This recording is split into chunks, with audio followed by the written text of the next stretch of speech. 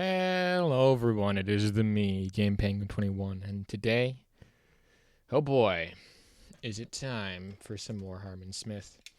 Now, of course, what did Harman Smith say today that really seems to have gotten him into some sort of way about, well, the Elden Ring DLC?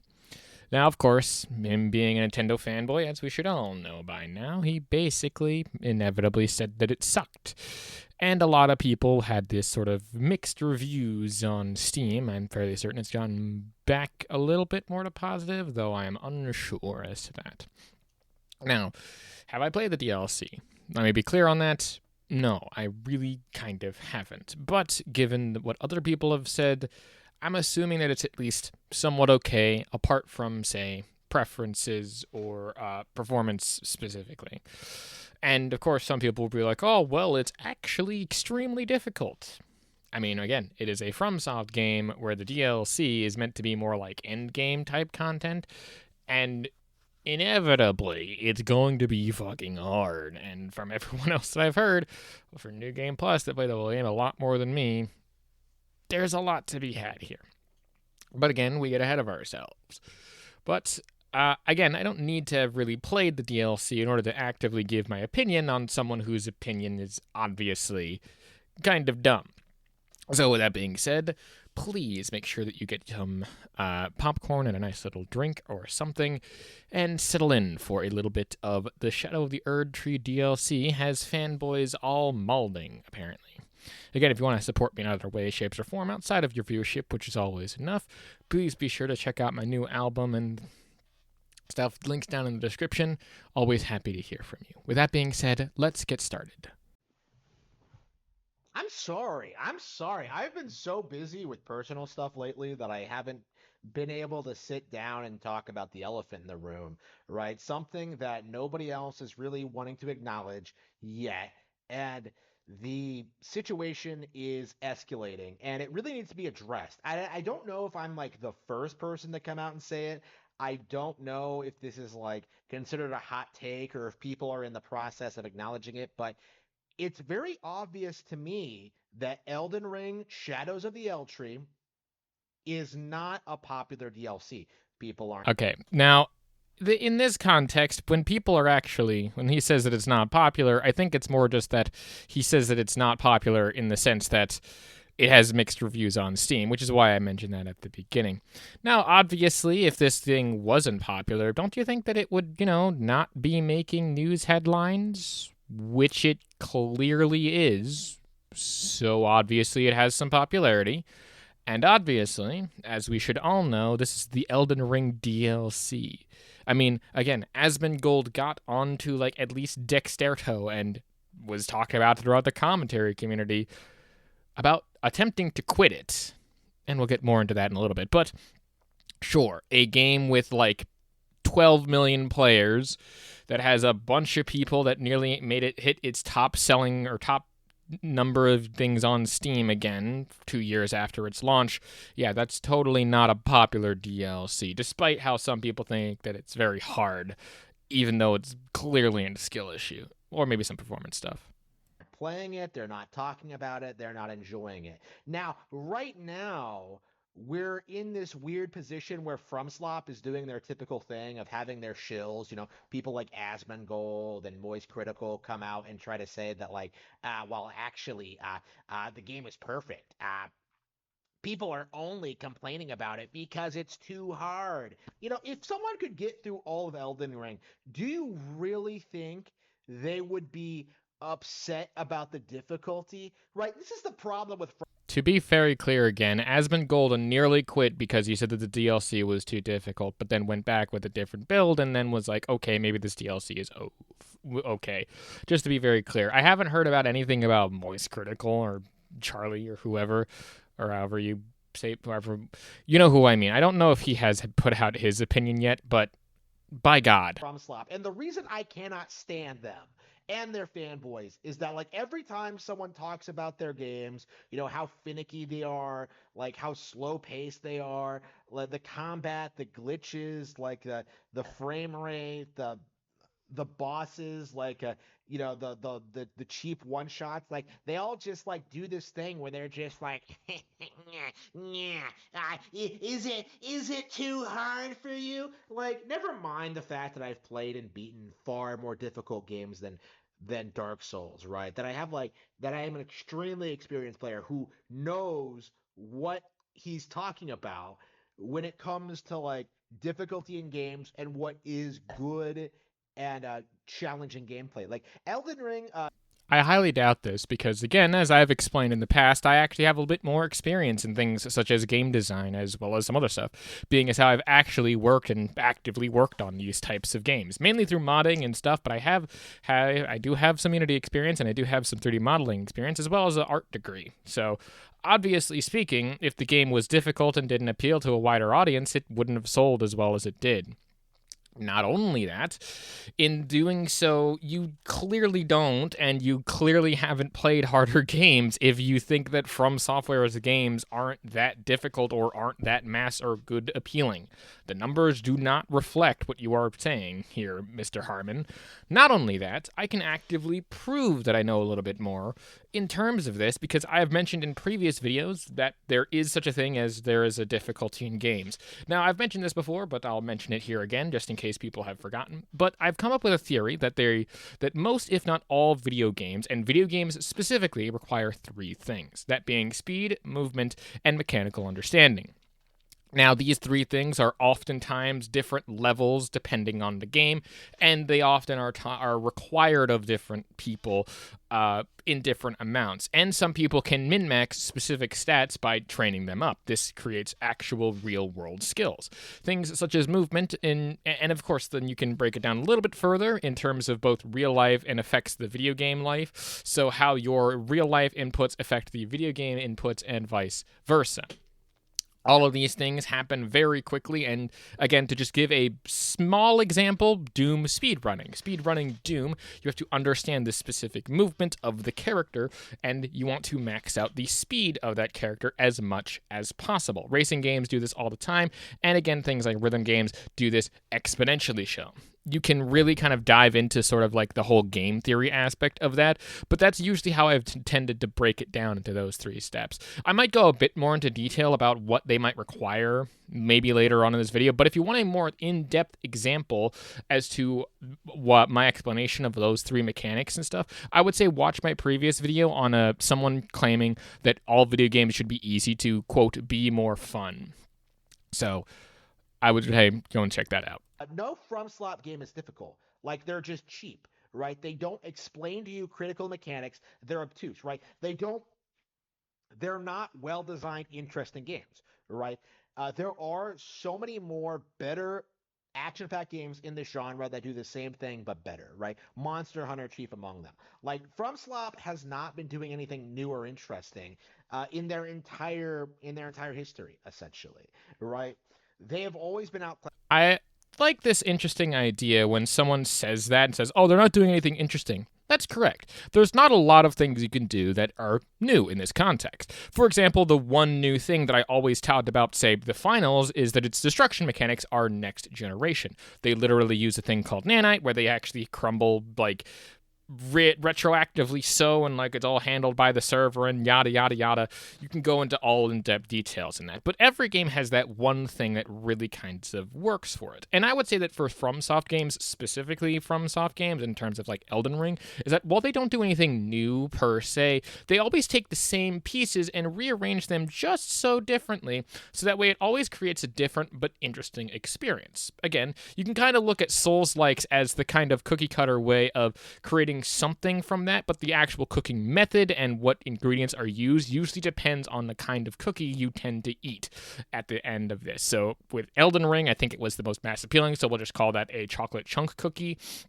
Whereas something like Dark Souls is more of a dark chocolate cookie.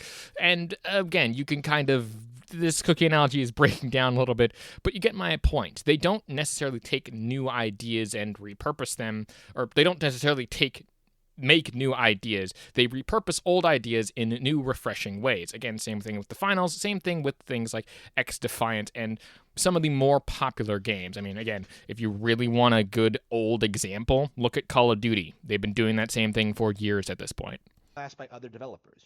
Armored Core was outclassed by all the other mech games out there, and of course Tenchu was destroyed by Metal Gear Solid to the point where people don't even realize that like Tenchu predated it as a stealth game.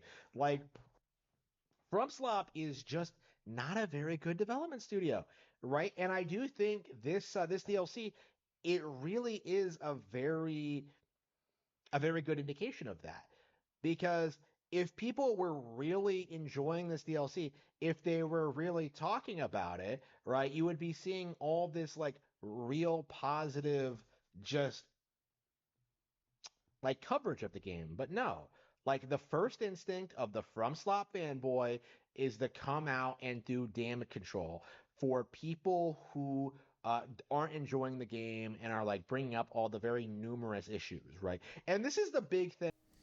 Other than, again, the performance issues, which are legitimately actually, real criticisms, most of the criticisms that come out from this is that it's, quote, again, too hard.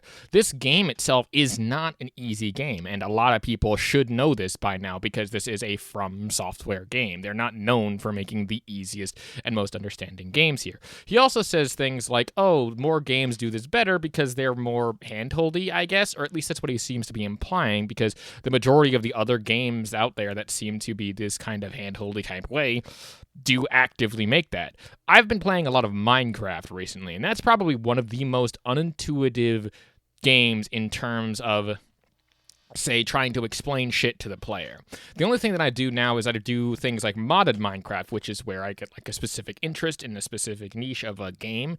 And yeah, certainly the JEI does help with that, but more often than not, I'm discovering random locations by going off in a random direction. Again, I play modded Minecraft because quite often and not, regular Minecraft, at least to me, is a little bit boring because, again, I got bit by that modded Minecraft bug, and quite honestly, it's a good game, and there's a reason why it's one of the best-selling video games ever in terms of, well, everything. But again, to go off and say that just because a game is not handholdy and doesn't like explain all of the nuanced mechanics that it creates doesn't necessarily mean that it's a bad game. It just means that you have a lot to discover and, work through the game. But going off there and saying that, oh, well, it's just damage control for people who have legitimate criticisms of the game. Like, I don't think that people with legitimate criticisms are just saying that the game is hard for the sake of being hard. That is more your opinion, and that seems to be more of a skill issue. To bring up what I said before, again, the three things that the game requires, this game, Elden Ring and the subsequent DLC, requires a very high level of mechanical understanding, an extremely high level, something that actually most other video games don't actually strive for, because that seems to alienate a lot of the more casual type players. The speed and stuff, and the speed and the movement are also pretty heavily emphasized, but speed less so because you are not as fast or as quick as anything. But for, say, the movement is definitely emphasized in this context as well, in terms of at least Elden Ring. Again, you can kind of go through and look through it your own lens, but this game, out of everything else, mechanical understanding for this game is very paramount to actively make the game better. At least, to actively make the game not better, but you know what I mean. I've noticed, browsing B casually. Like I said, I've been busy and haven't been able to keep up with it all that much. But like, I have been following along with like the speculation and the leaks, and like the reveal, right? Like I have seen this firsthand. Like I have seen the hardcore FromSlop fanboys come out and say that like, wow, they really took Radon, a fan favorite boss from the base game, and made him the final boss of the DLC. Right? That is disappointing, right? They really reused a bunch. That's not actually Radon. If I remember correctly, it's like a different version of Radon in like a different area or like a different timeline. It's very obscure, and it's not the same Radon that you fight in the main game. So maybe, again, I haven't actually played it, and those are definitely spoilers. I probably should have put a spoiler warning at the beginning of this. I'll probably just put it as like a big flashing lights in case anyone cares. But the thing is that while, yes, they are technically reusing bosses, they're not. At least not really. From what I can tell, the bosses themselves have been meticulously designed to be different, but containing at least some of the same movesets that you see in the base game. Again, they have to reuse it in some aspects. But overall, no, it's not the same boss. It's a very different boss and a very different fight. Because at least the Radahn fight in the main game takes place in like this huge palace, or it takes place in this huge field area with a whole bunch of summons that you can actually get to people. Whereas the fight with the Radahn in the Shadow Realm, as far as I can tell, takes place more on a like castle area by the shadow of the Erd Tree or the shattered Erd Tree or whatever. So again, the gameplay that I've seen, spoilers if you really care, I don't have the gameplay up in the background, so yeah. But to say that it's like the same fight, no, definitely not. Bunch of assets. They really did not elaborate on any of the lore bits that people actually wanted elaborated on, and just focused on a handful of popular characters, right? Like they didn't do anything new or interesting with this DLC, right? This game went from like a game of the year contender to just being this thing that people are just like desperately trying to do damage control for, right? That is the current situation of. I love how he says that it's a Game of the Year contender, even though it actively and actually won Game of the Year. So, yeah, it's not a contender, it's a winner. It's a Game of the Year winner. It won Game of the Year. There is no objective fact that you can say that it didn't win when it was nominated, and out of all the games that were there, it was voted on by the panel of judges to be the Game of the Year. So you can't just say it's a Game of the Year contender, ironically, because it actively and actually became Game of the Year 2 years ago. That's all that I have to say on that. But again, saying that it's just damage controlling for the sake of, actively not understanding anything that has to do with the story, again, I can't really elaborate on any of the lore bits because majority of the time, the lore bits are tending to be some of the side content stuff, or at least in terms of like the stuff that actually is in the DLC. And this clearly shows that he hasn't played it. And I haven't played it either because most of the lore dumps seems to be in like the actual little text boxes and those sorts of short interchanging monologues and things like that. And it does seem to elaborate on that. But again, I can't really speak on that because, again, I haven't played the DLC. So what more do you want from me? But you can't just that's one of the, if not the biggest things here, is that he is so salty and so upset that game of the year when Elden Ring came out was Elden Ring and it became Game of the Year, that he's still 2 years later saying that it's a contender, even though it actively won Game of the Year, and Miyazaki was on stage holding the fucking trophy for Game of the Year at the Game Awards. You can't say it's a contender when it's an actual winner of the Game Awards Game of the Year. Like, that's not how this works. You are still so salty that it actually won that Game of the Year that you are still 2 years later talking about it. My God. Shadow of the Erd Tree is that people are desperately trying to pretend as if like, oh man, this is the most difficult game ever. Oh, this streamer spent 50 hours trying to beat the final boss. Like, okay, but I'm still not going to buy it. I'm still not going to play it. Like, why would I? Nothing I've seen from this game indicates that it's fun. And I do think this is the big major takeaway to get from this, is that, like, I don't think people have fun playing these games.